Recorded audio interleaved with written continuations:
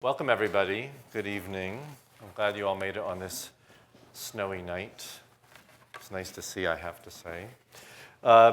Anyway, for those of you who don't know me, I'm Robert Levit. I'm the director of the Master of Architecture program here at the Daniels, and it's my pleasure to welcome you this evening to the first bulthaup lecture of the winter season. But before introducing our evening speaker, I'd like to take a moment to thank the sponsor for tonight's lecture, bulthaup, and to take the opportunity to thank Stefan Sibidlo. Oh my goodness, Sibidlo. I've said this name so many times. Sibidlo. I'm sorry. Principal of Bulthaup Toronto, who joins us here this evening. Thank you, Stefan, for your continued sponsorship.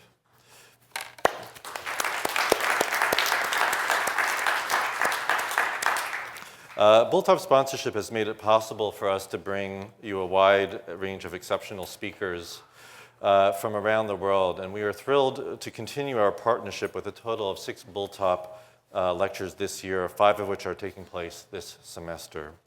The Bulthaup lectures provide an incredible opportunity for students, alumni, and members of the general public to hear from an expanded group of professionals and academics who are leaders in the field of architecture, landscape architecture, and urban design. So for more information about upcoming Bulthaup lectures, and including dates, please take a look at the Daniels website where all of them are listed. So now let me introduce this evening's lecture. It's my pleasure to introduce Wolfgang Lorch, sitting over here, from the firm of Wandel Lorch Architekten, based in Saarbrücken and Frankfurt. Wolfgang Lorch studied at Darmstadt Technical University and ETSA in Barcelona and founded the office of Wandel Lorch Architekten in 1993. He has been the chair of experimental design and professor of design and construction at Darmstadt Technical University in Germany since 2003. Wolfgang's projects skillfully weave together contrasting materials, creating poetic tensions between buildings and landscape, between exterior and interior, and between history and the present day. His firm's work has focused on sacral buildings, including synagogues and chapels, as well as scenographic and memorial architecture, such as the Hinzert Museum and Document Center on the site of a concentration camp that existed between 1930 and 45. More to the point, his work operates in the vexing territory that is so poignant in Germany of how to contend with history and contemporary monumentality and memory. How he and his firm has dealt with these challenges, I believe, will be illuminating for all of us tonight.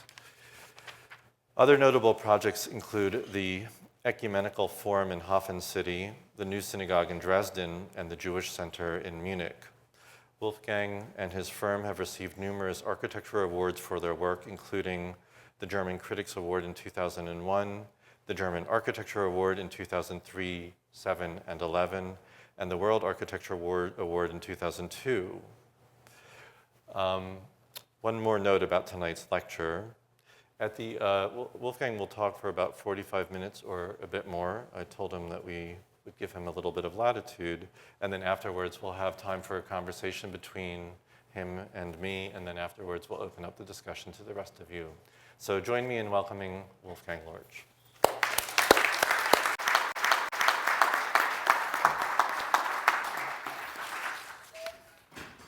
Thank you. Good evening. Thank you, Robert, for the introduction. I have to say only a few words more. So I will give you with too many projects. I will give you with 9 projects an approach to our work, to our ideas, and about our idea about context. 45 minutes, it's not so much, but I start. Context was chosen as programmatic title describing both the parameters and the essence of our architecture, which they understand as the association of material states with concrete periods of time. Time refers to the ongoing discourse with historical, political, and social themes in our work. I start with the first work. It's Frankfurt.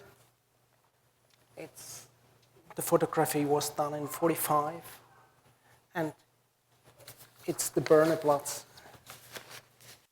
The first picture it's our first work, or say it's not an architectural work, perhaps it's a spatial implementation. It's the condensed Jewish ghetto, or the fragments of the Jewish ghetto. We put it not in the museum, we put it in the middle of the memorial square.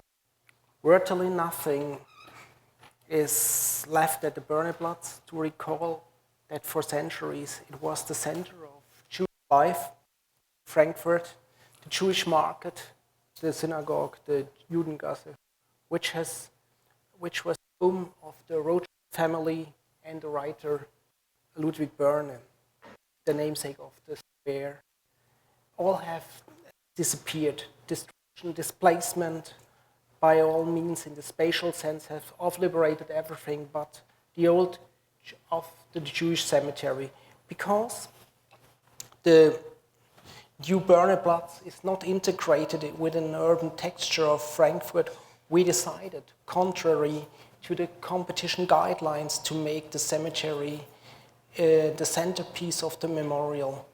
More than 11,000 individual blocks bearing the names of the Frankfurt Jews murdered, driven to death between 1933 and 1945 are integrated outside the cemetery wall, arranged alphabetically to facilitate their finding. The blocks are inscribed with a name, the date of birth and death, as well as places deprecation, rather than having the names homogenized into a single large object. Here they are individualized on solitary steel block, each projecting out the wall 4 centimeters, thus allowing space on top of the placement of the stone of remembrance according to the tradition. Moreover, the almost 300-meter long cemetery wall with now protruding name blocks form a way of connecting the memorial to urban texture. Consequently, the memorial is not isolated from mourning only on days according to protocol, as it were, but incorporated instead into everyday city life. The cemetery becomes a boundary between those who have been laid to the rest inside and those who have no grave. Behind the busy, that's the handles, behind the busy Batonstraße with its traffic, passers-by and line up, on one old city, another is at a serene, severe and almost forbidden-looking garden at the Rechnaystraße, with its official post-war buildings, alongside its banking municipal administration building and its background are closely connected with recent Frankfurt history. It's like a wallpaper, the name blocks, and it's still here the traces of the Berneplatz synagogue. It's the only traces who remains from this synagogue, from this place, from a history that lasts over 5 centuries at this place, and this was finished. Nowadays, at the place of the Berneplatz synagogue, there is the water and gas administration of the city. So it was our first project. Next project. The Dresden synagogue. Over a long time after war, there is no necessity to build synagogues in Germany. They are only around about 100,000 Jews, and there are enough synagogues. And after after the opening of the wall, and in Easter, the Jewish communities grow, and we have the task. We won the competition for the new Dresden synagogue. It's the prospect of the city. It's interesting. It shows three important elements. It shows first the I'll show you this here. It shows the so-called Frauenkirche, the middle of the old and in the new middle of Dresden, and it shows the Schlosskirche, die Hofkirche, and here the Augustusbrücke, and something is vanished. The synagogue. Dresden, I start with a theoretical approach. Dresden is characterized by two distractions. Gottfried Semper Synagogue is in the Reichskristallnacht, the 9th of November, 83, and the entire, that's the building from Gottfried Semper. He was not so a bad architect,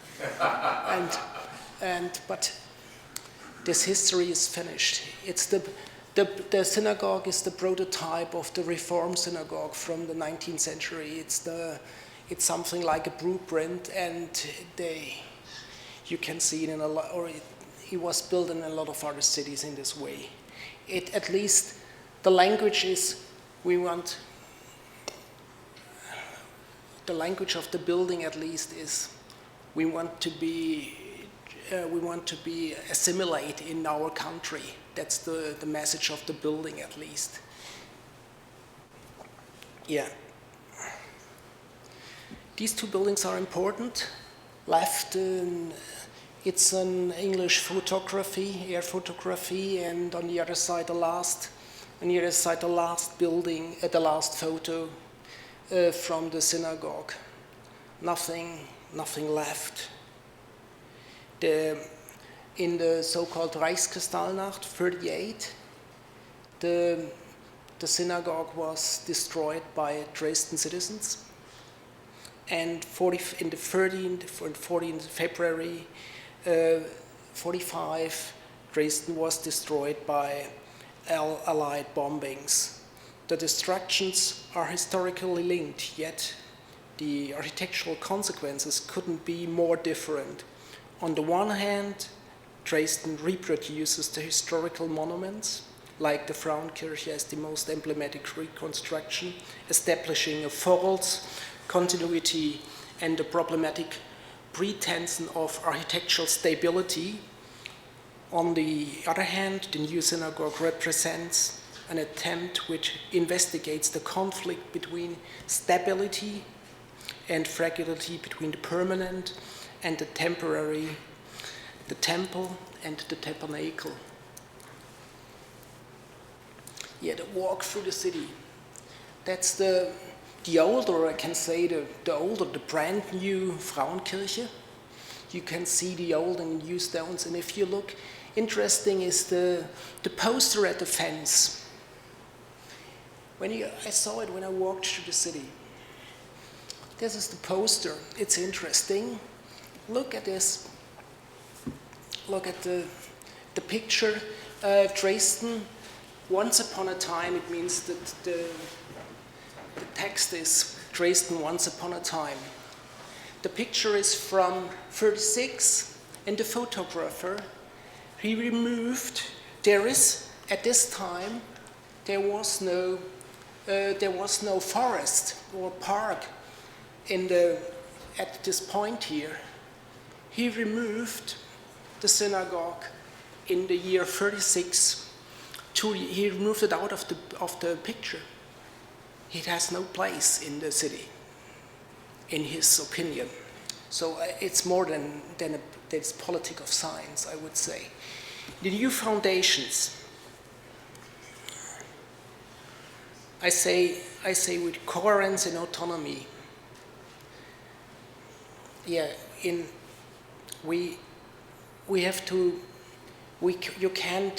you can't reconstruct, in our opinion, we can't reconstruct the important old building.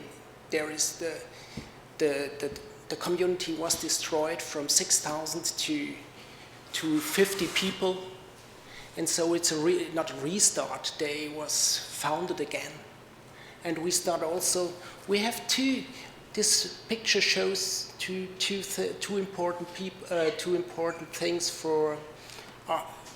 Perhaps on the one side, for Fischer von Erlach, the temple, it means stability, and on the other side, it's the tent. The tent, it means diaspora, it means fragility. And you can read these metaphors. The building. Inserted in the slope topography of the site, a central courtyard acts as the connecting element between the various uses of the synagogue and the community center. The physical coherence is maintained by the use of a continuous material, precast concrete, stones with sand aggregates. Each building, however, has its character of its own. The synagogue is a concentrated place of worship and meditation. Its structure relating to Elbe River and becoming part of the city of the Dresden skyline. The community center refers to the urban fabric and creates a new entrance situation to the center of the city.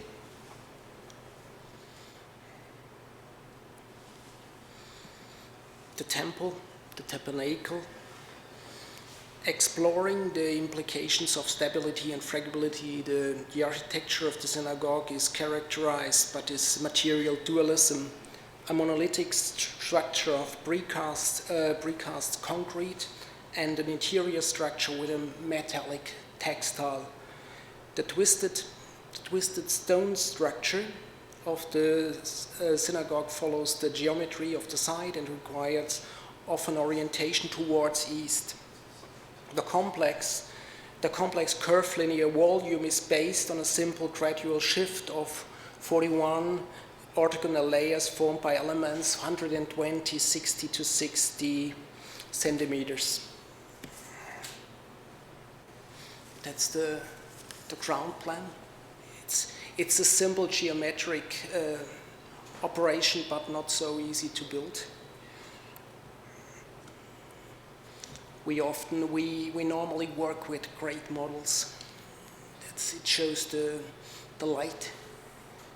That's the grammar of the project. The material, our precasted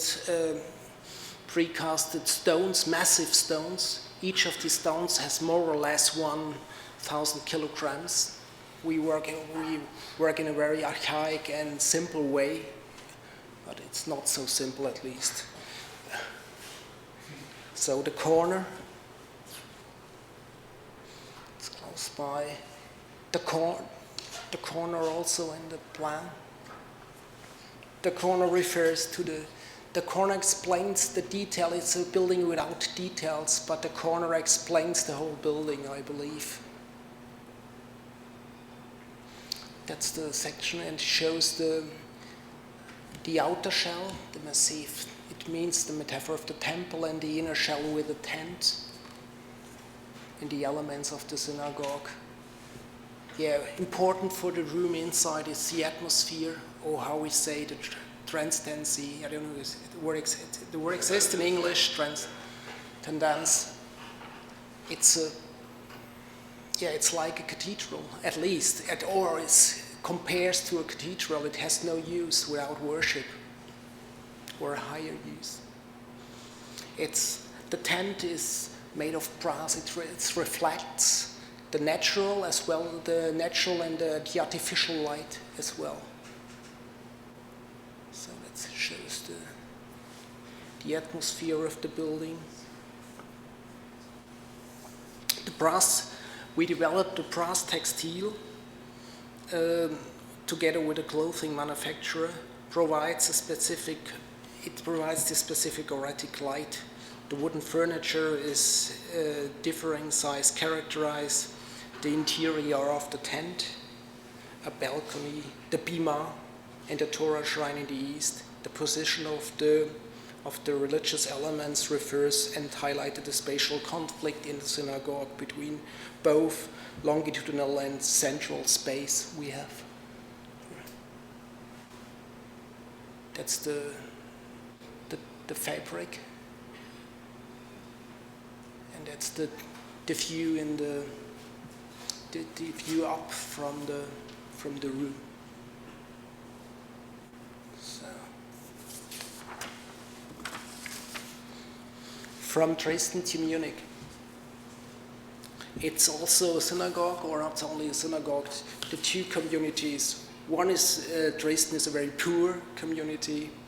Munich is different to Dresden in each point. We have the idea, or to build a Jewish center in the middle of Munich. It's not only an architectural task. It's, in the words of Margalit, I would say, it's politics of science. Our president inaugurate such buildings because it's I say it in Margalit's words, it's politics of science. So the idea of the competition concept was the idea of an integration of the Jewish center into the structure of the city. Through public space, its public nature and openness can be experimented by a succession of squares, paths, and passageways between the buildings and the neighborhood. It's like a whole small city. It's the community center, the main synagogue of Munich and Bavaria. It's a Jewish museum of the city of Munich. It's a kindergarten. It's a library. It's the community center, and it's the administration and the Jewish school. And in the underground there is also a sports hall. So it's a huge program. The first problem was how to solve this mass. The mass was, the surrounding is a medieval, it's small parts, small buildings, more or less small buildings, and the mass, it's too many cubic, at least in the city, and we decided to build current buildings or current volumes and divide the important things from the less important things. For example, we put the synagogue in the middle of the new square with it, and it's the last open space in the middle of Munich, the so-called Jakobsplatz. And we won with this decision. It's first not an architectural, it's an urbanistic decision. We won with this urbanistic decision, we won the competition to build this.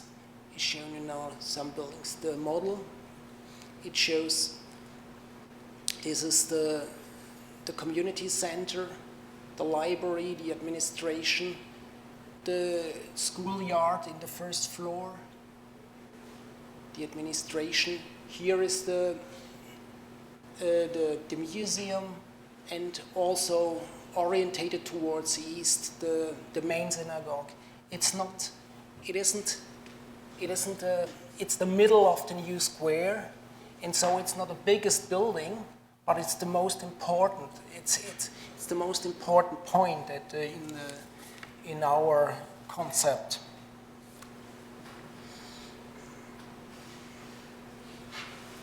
The same, some material, you see they come close together. They are connected. It's the nightmare of the security guys, because they say we have to build a fence like the embassies, and there's a lot of security problems with this thing. But we say, if we return to the city with a synagogue, it has to be an open square. But at least we connected it. We connected it down under the square. But for the worship, it's open. The place is open. It's still open, and it's public square in the middle of Munich. And that's, the history of Munich and The synagogue before it vanished. No, it was vanished. It was demolished. It vanished not in the Reichskristallnacht, the former synagogue close to the Stachos. It was demolished in '36 because it was not. They won't see any Jewish buildings in the city. 36, 2 years before of the so-called Reichskristallnacht. The sacral of the synagogue is more or less closed.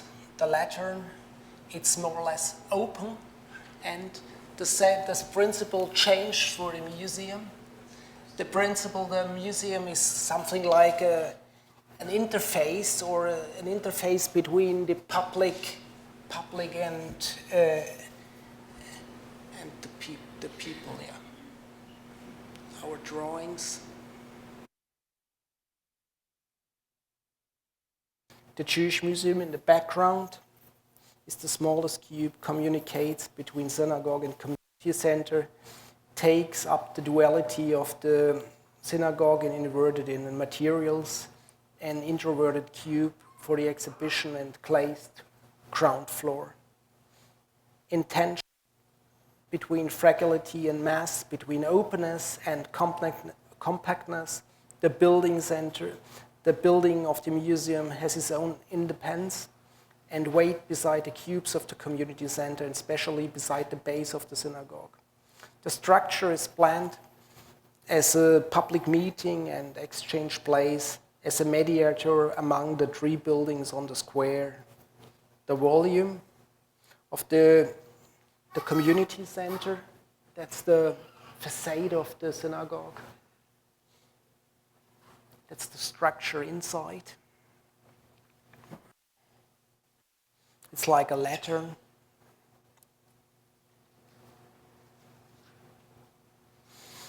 The extensive space and utilization program has been organized with 2 underground floors, 6 upper floors housing the youth, the cultural center, event, dining facilities, school, daycare, children administration offices. So it comes close together.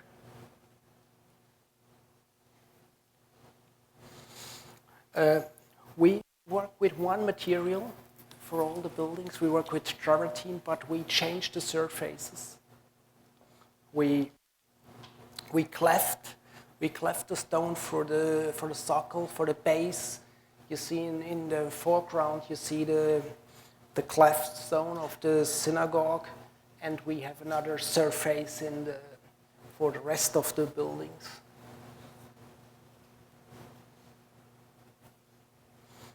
This drawing shows you what we say.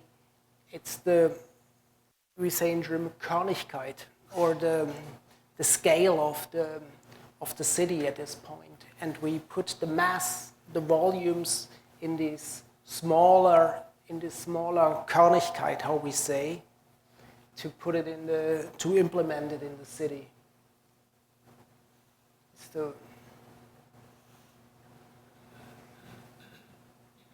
The last pictures. I have to go on. And the last picture is the material, the cleft stone. After context, out of context, Georgia, not the South State, the south of former Soviet Union.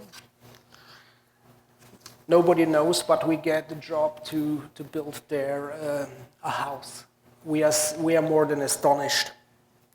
But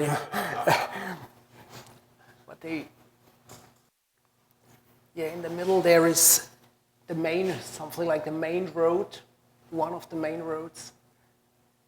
We know it's my first time I take I don't know where is Georgia or where is Tbilisi. But I know now it's 5 hours flight from Frankfurt. And they want a building for us. They want a boarding house. They want an office building. That's the way from, it was one of my first impressions, from the way from the airport to our site in Tbilisi. It's the Ministry of Transport. It's at the Revolution Road, or nowadays it's George W. Bush Avenue. Yeah, sure, it's still George W. Bush Avenue. And it's this building is very impressive. It's like typical architecture for the building or for the city. Yeah, we do this. We have only one limitation. We have an open budget. It was not bad. We have an open budget. We have the limitation of it can't be higher than 47 meters because the president's palace is up on the hill, and he wants to look over the building. So that's the only limitation we have, and we have to implement something international. Our client said it was this was like a pitch. Few architects are invited to do this. We decided to it's the ground floor is very, very deep. We decided to bring light into the inner core. It's like typical for America to have really deep ground floors. It's to use it, but we decide we like this. We do these loggias. That's the first decision or special thing to do this. To bring light in, then it's not enough light, but you get an image of what's happened outside. If it's winter or summer, and the decision was to put all the elements in the so-called casement windows. They are larger than you believe. The building is 47 meters high. That's the section.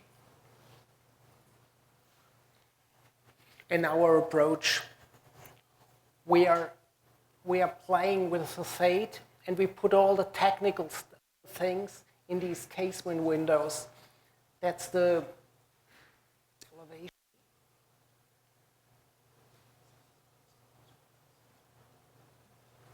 I go on.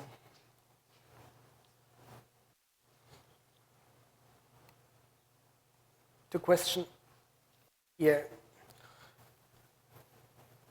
Typical, yeah, what imagination, what's typical for global design? Is it global design, or what is it? There is no existing, there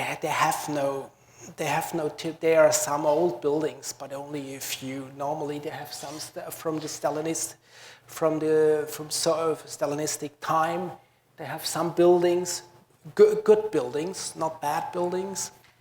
They have these brutalistic buildings. You saw one, the Ministry of Transport.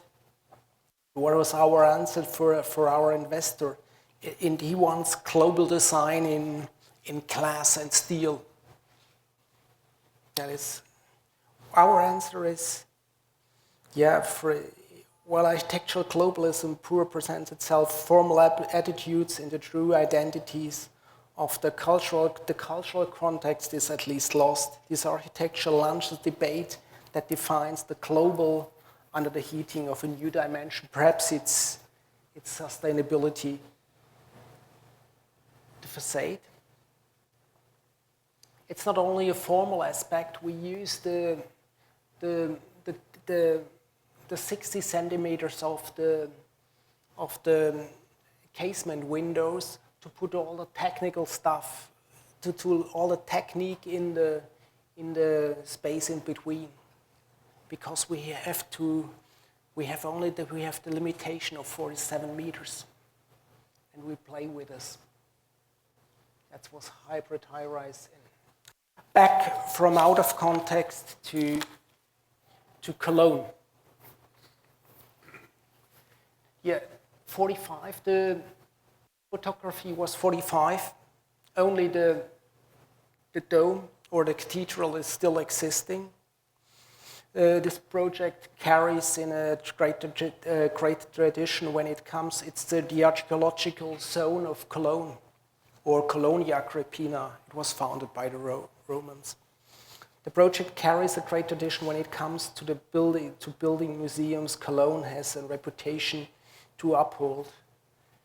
After the war, when the city lays in ruins, the urban planner was faced with the pressing task to keeping a sense of civic identity alive.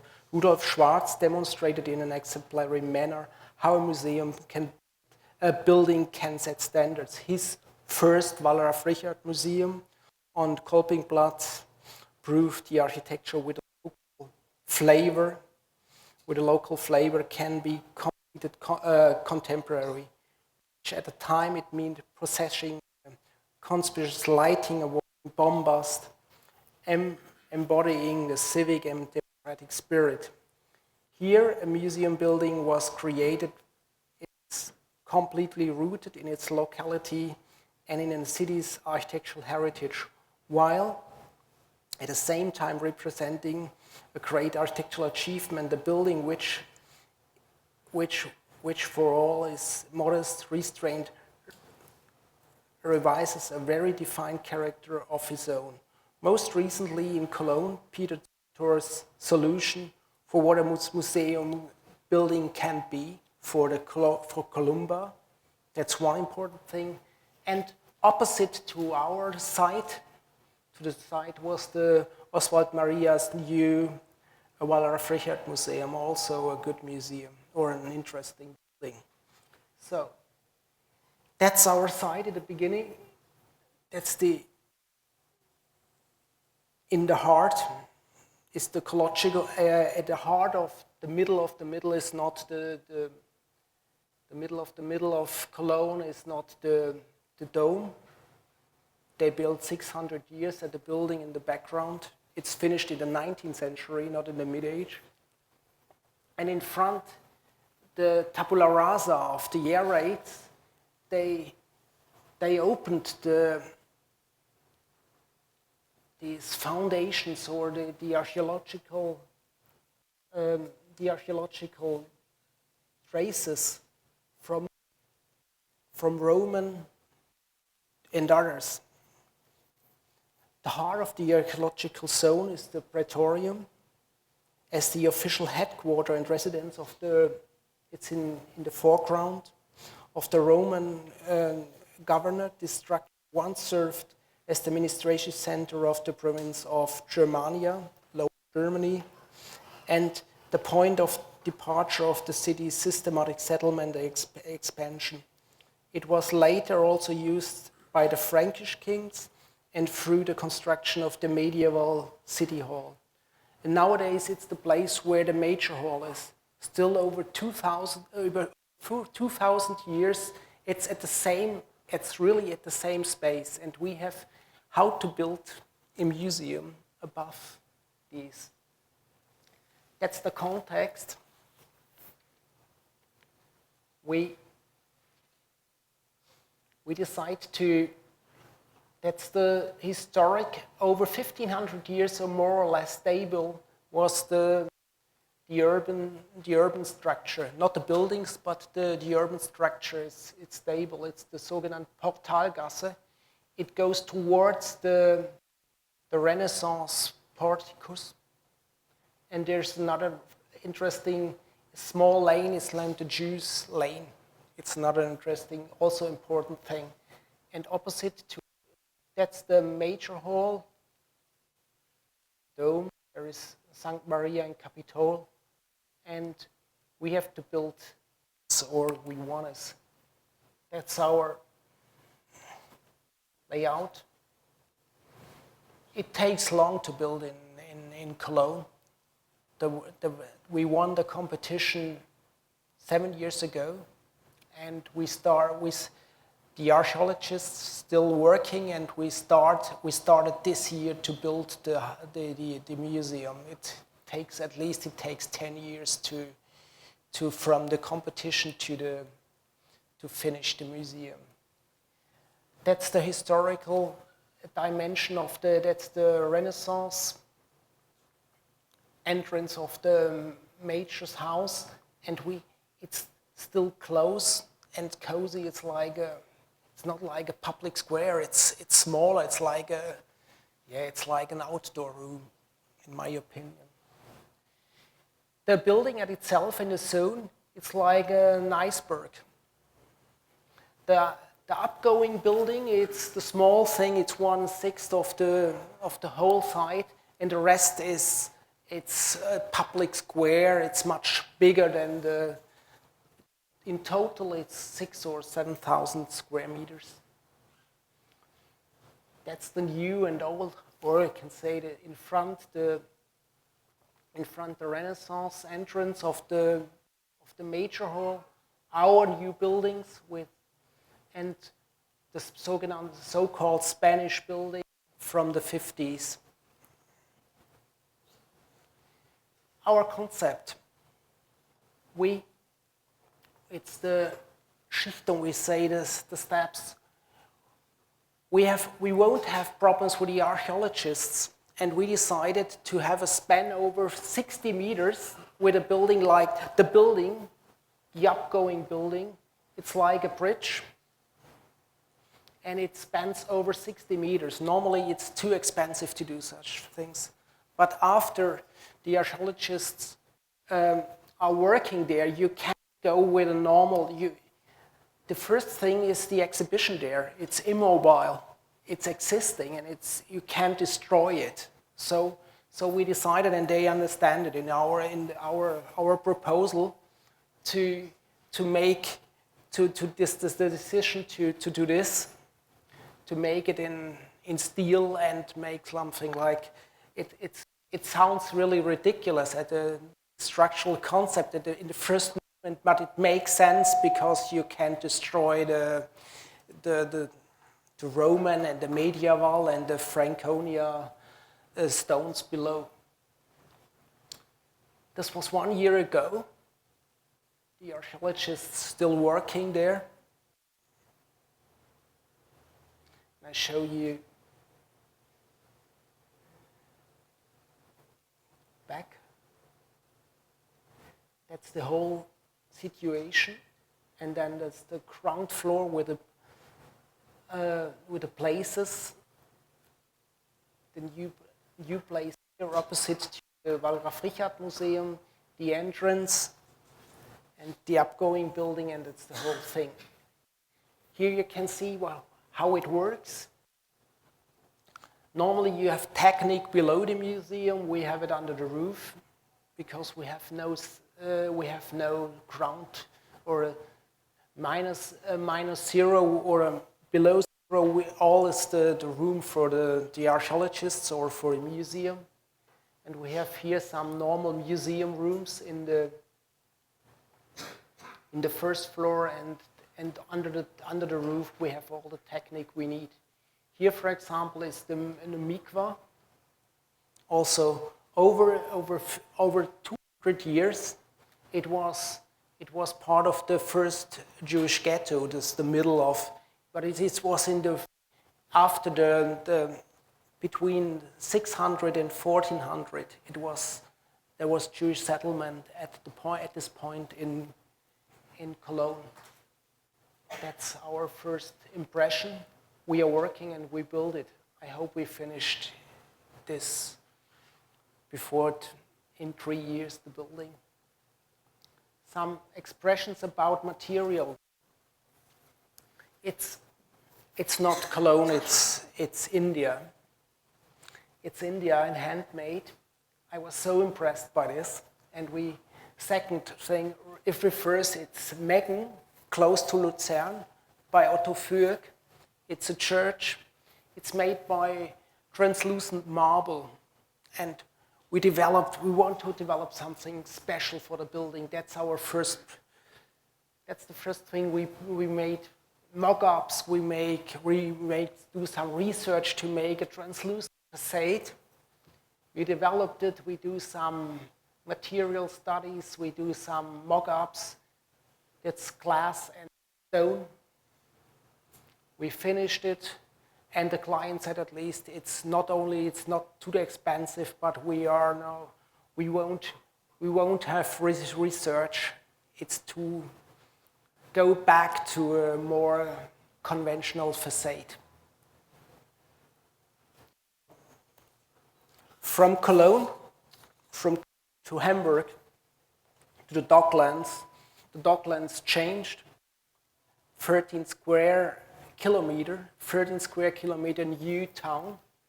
And our task was a bit out of time. It was to build a cloister in the new docklands. It was the competition also. It's part of the block.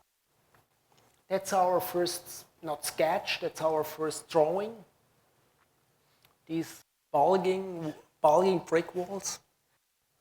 And it shows you there is the cloister with a bell. There is the entrance with the cross, the entrance for the chapel. Also, it's important, we work often, we don't copy, but we need some references. It's Fritz Höger, he did the Chile house, it's a church he did in Berlin before he moved, at the 30s he moved, or at the 20s he moved to Hamburg, but before he built some churches in Berlin. For me, it's an important building. And our drawings, they show all, I believe. It's the street facade with a bell, the bulging brick wall. I believe they have 20 entries for the competition, and we are the only who used the bricks. We say we are not very creative, we use bricks, and so we said it's perfect for the site to work with bricks. The chapel down here with a cross, and that's our idea for the apsis of the chapel on our printed model. That's the model we built with each brick layer we built, and now it's constructed.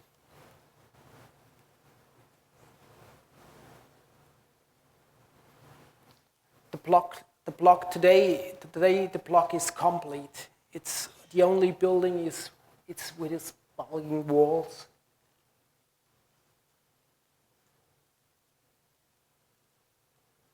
And that's the apsis of the chapel. It works.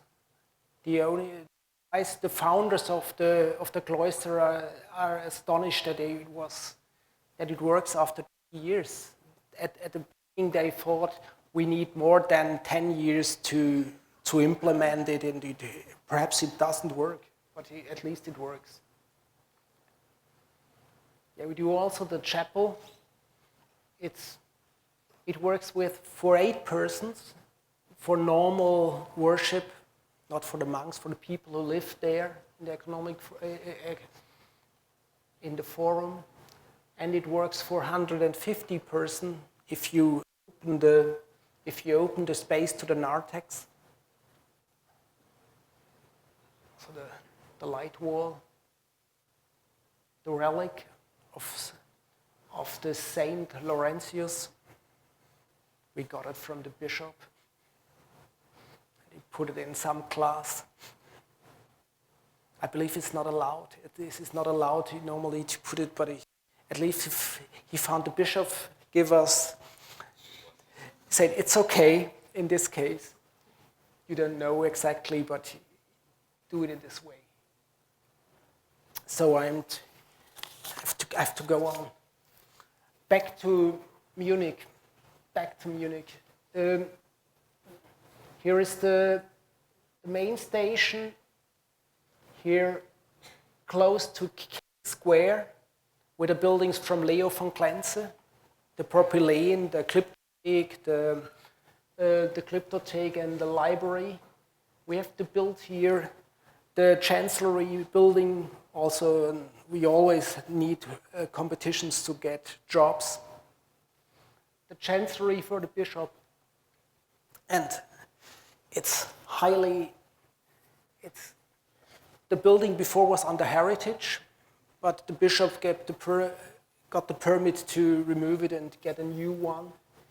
And the bishop, I show it, it's not a game, but it looks like a traditional building. In the first, it has a roof, it has the plaster facade, and it has a socle, And we don't play, it looks so, but we transform these elements in a new contemporary building. We say, we work with these elements. It's the concrete socle and the three-dimensional folded glass in the socle. Then the plaster facade, and at least that's the three-dimensional socle. The glass, the folded glass, closed the socle. These are the materials, the glass and the concrete. Our mock-ups, we normally need mock-ups if we do research, we need mock-ups to work because we don't know exactly, we know exactly, but it's often different what you are thinking, at least on site. So we work normally, you see here the plaster mock-up, and here is the mock-up with it's not trompe d'oeil, it's folded here.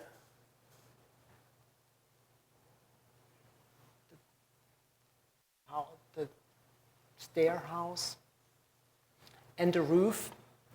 The roof is not a roof. At the beginning it was the bishop's apartment, but at least he don't move at this place because it's the wrong side to have an apartment with a view to the Alps with 600 square meters. At least he say it must be public. It's the roof, and this is from outside. It's implemented in this historic part with a folded facade.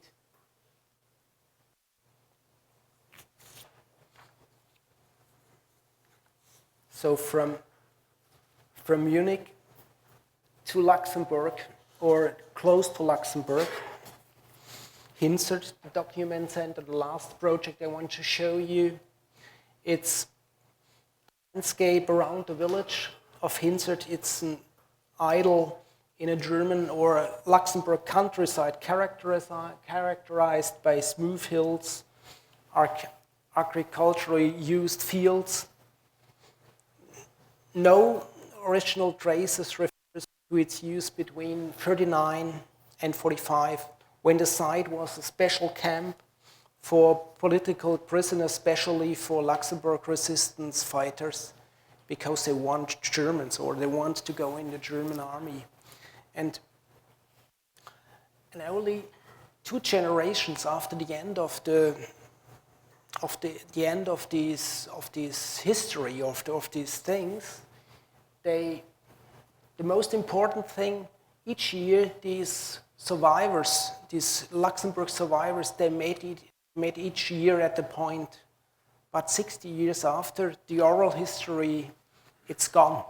It's history, at least. So they decided to build there something, and something like, not something, so on a document house at the site. And it's to show, this is a question, to show the political spiritual deformation in the landscape, in the document house, including an archives, research library, seminar, and exhibition space. The architects, or we, celebrated for other buildings which in this historic context, we decided to design an unconventional project in a steel structure. It was made by Cortin. Yeah, you see here the next picture, it's the folded. It shows the landscape or the contrast between the organic landscape and the building. It's made of Cortin. It's not only the cladding, it's the structure. That's the historic site, but there are no traces, nothing. It's an idol. The building, it's more or less like a dresser. That's our geometry. It's less house than than a ship design or a ship. It's the outer and the inner shell, and its structure. It's the section to the building.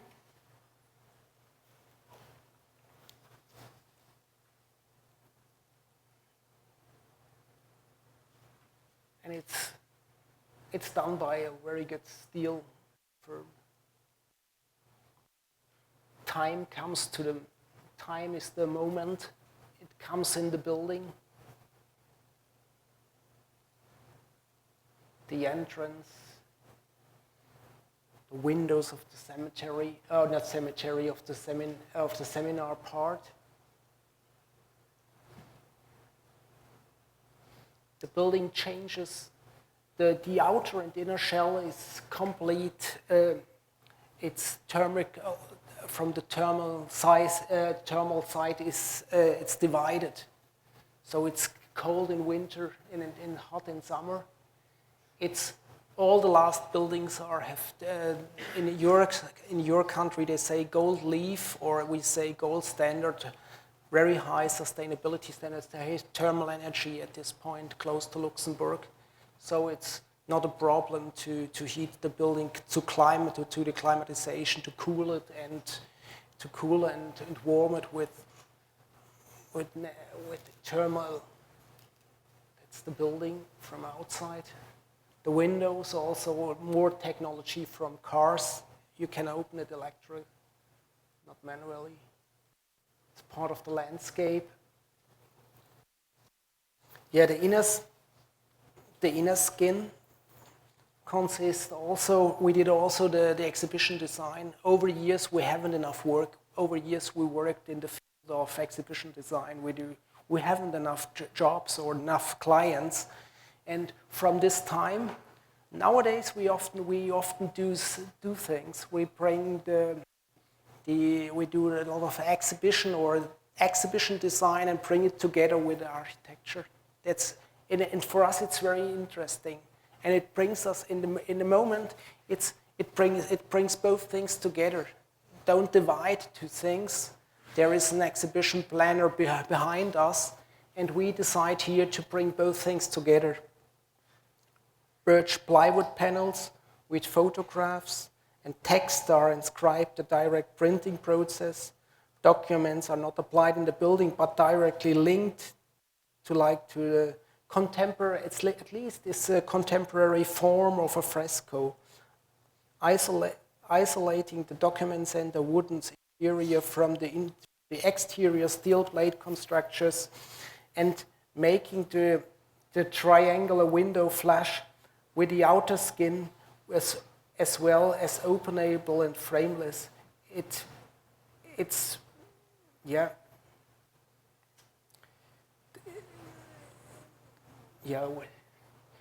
the document center is literally an object of a materialized history.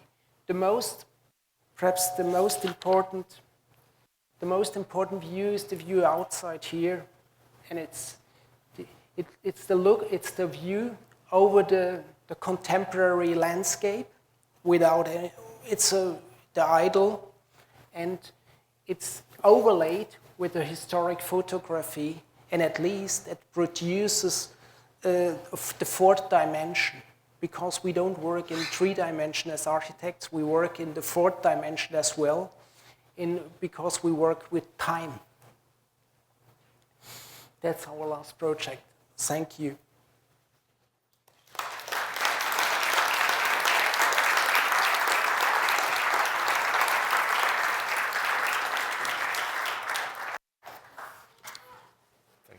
Thank you, Wolfgang, for that lecture. It was a pleasure to see these projects. And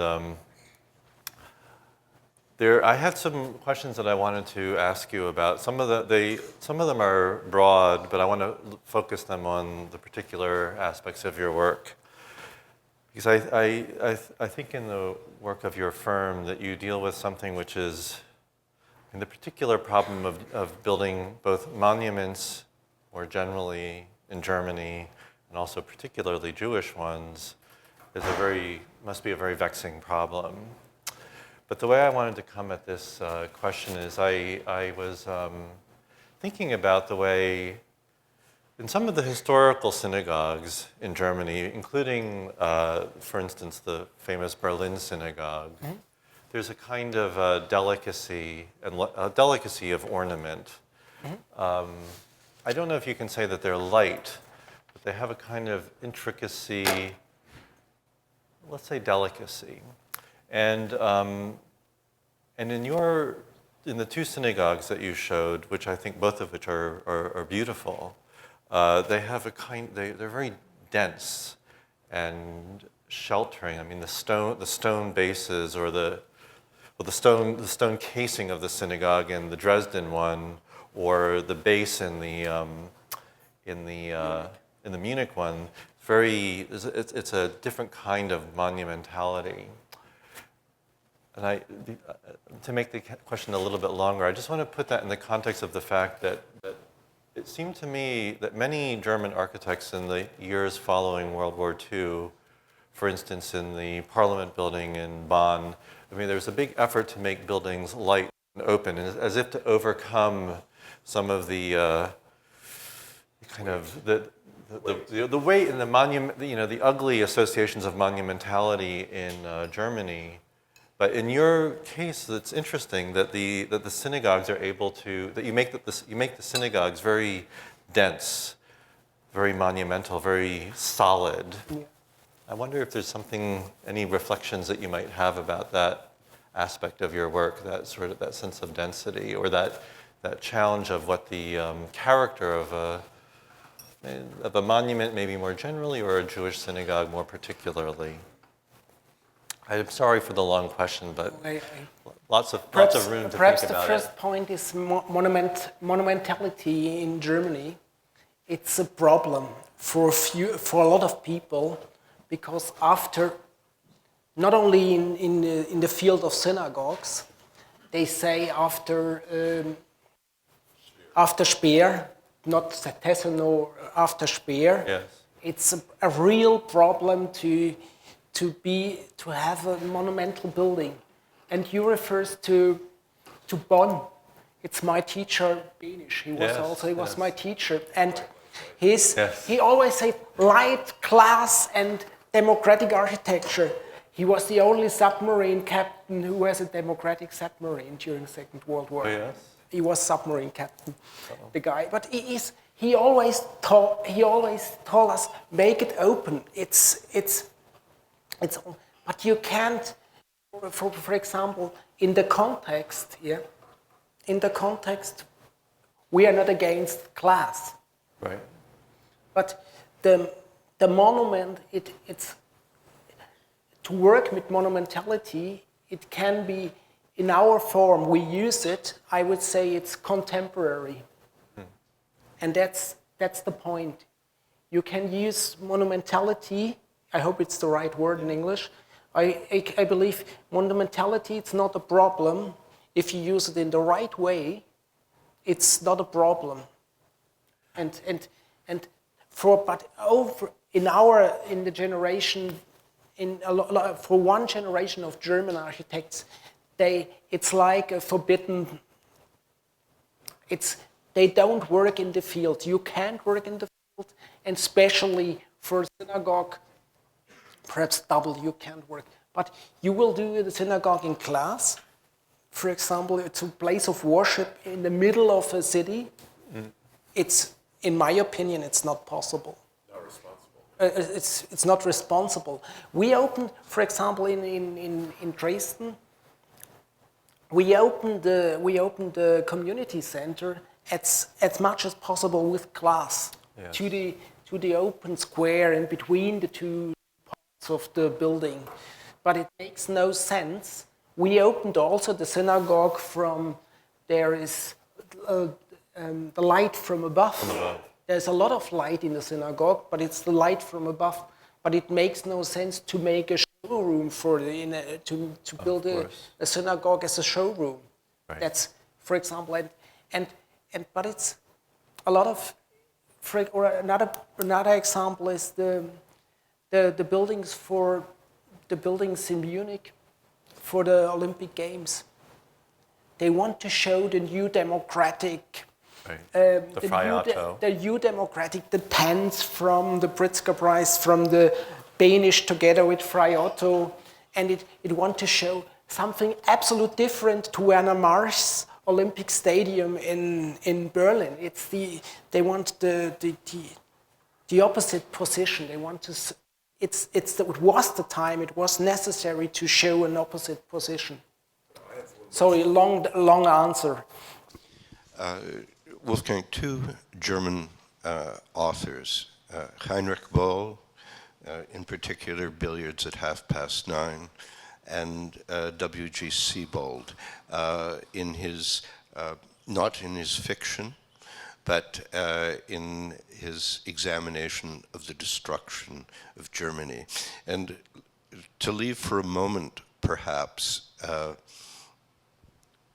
the work for the Jewish community, but working in the archaeology of Germany after the war, and how might those two literary figures or Germans' own examination of themselves, a history, as you rightly state, back to so there are a number of things there which I think from outside architecture, which have a profound effect on the way you initiate a composition. Yes. Which part you wish? Böll or Siebold, perhaps. Could you precise the question? Sorry. Okay. Well, for example, in Böll's Billiards at 9:30, there is the building of a cathedral, the destruction of a cathedral, yeah, and its rebuilding through 3 generations of German architects. But it deals with cultural memory, yeah, the weight of materiality, and so it seems to me that you are of a generation that has grown up reading those literary figures, and I think it's a profound effect. It's in the same way in the art world that Kiefer was perhaps the first to address time and destruction in Germany in a very different way, and how that plays into an architectural practice, which is certainly different from Banish, from Bohm, the previous generation, and the return to a material of weight and of history. yeah. Now I understand your question, I believe. First Kiefer,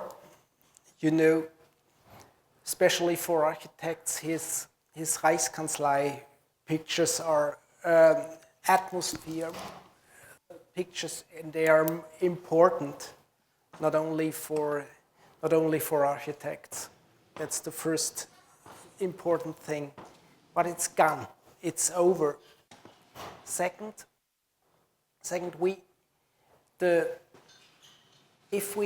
our synagogues, yeah, our 2 synagogues. In the moment we did do another in Bayreuth, but our 2 synagogues in public spaces. It's I said, politic of science. If you build a synagogue together in the trias with the so-called Frauenkirche and in the Hofkirche in Dresden, so the most people only saw the building from outside.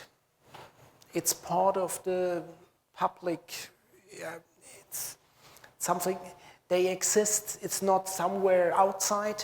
It's in the middle of Dresden, and also, or more than Dresden, also in Munich.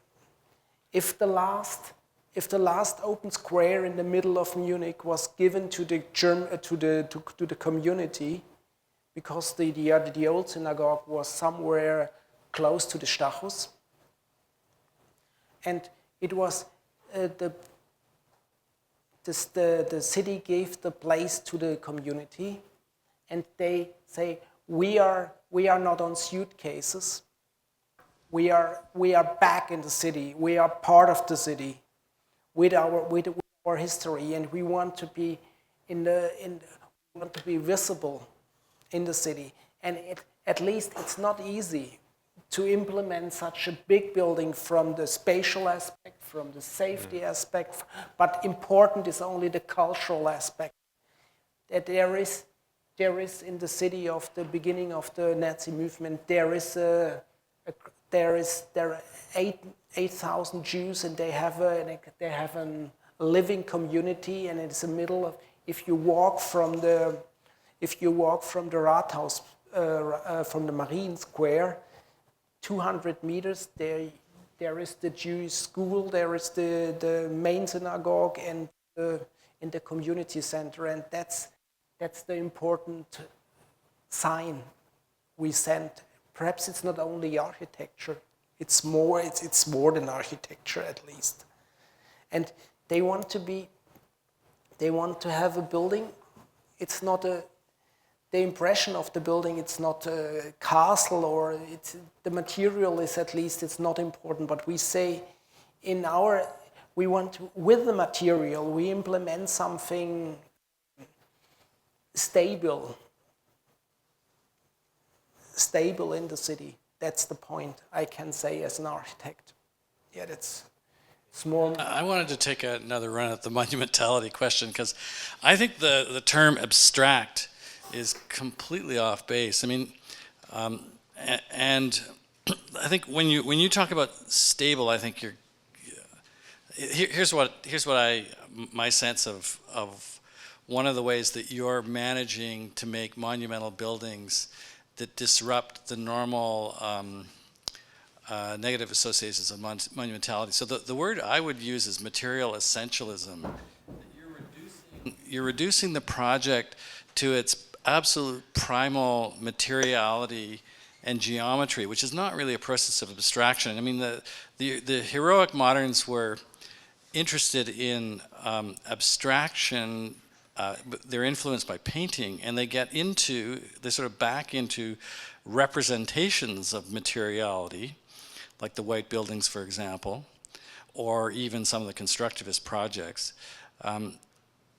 Your projects don't represent material; they embody material in its absolutely most essential form, and then you manipulate it in a ways that, like going from rough to smooth, to sort of big to small, and then furthermore, you contrast the heavy stuff with the light and textile stuff, like Gottfried Semper would talk about, such that one's experience of the material and the oppositions of dark and heavy, and you go into the synagogue and it's light and gauzy, that your experience is so.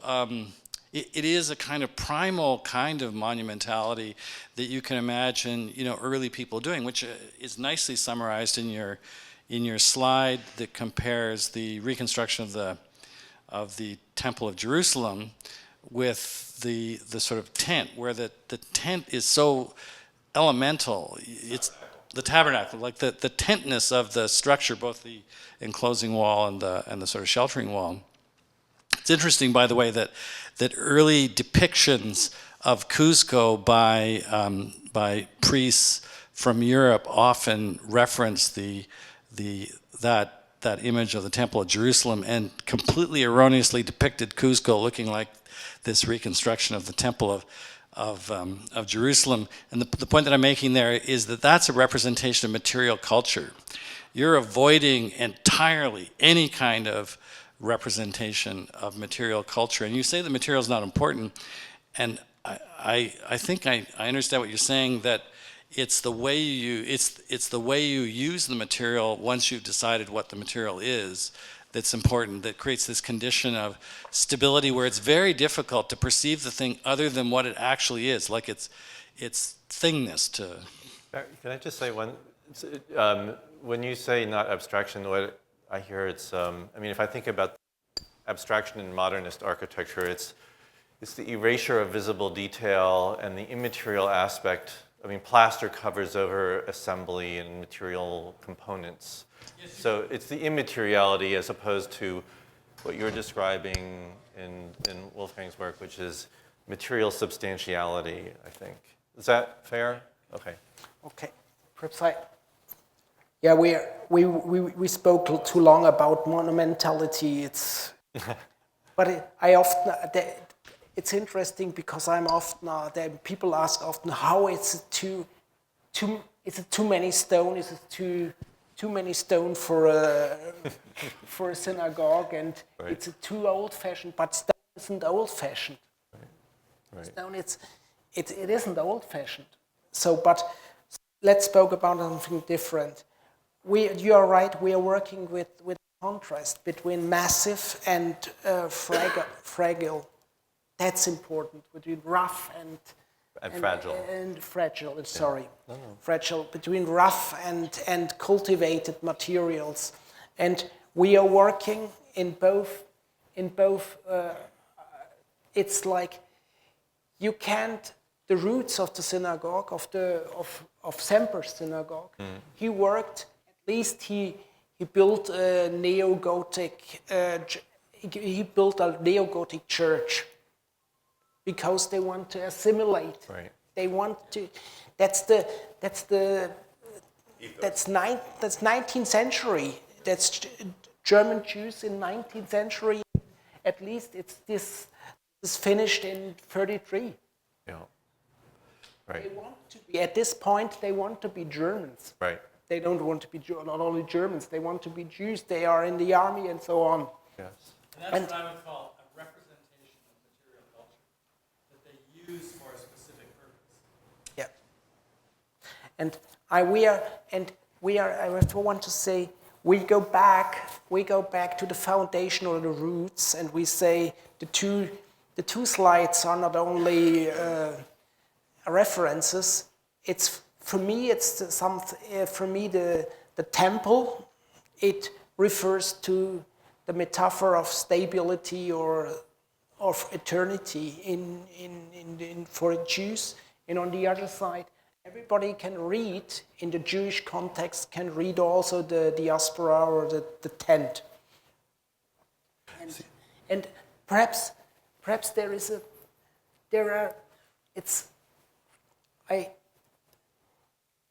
half a year before I did the competition in Dresden, I read the Semper book, the style.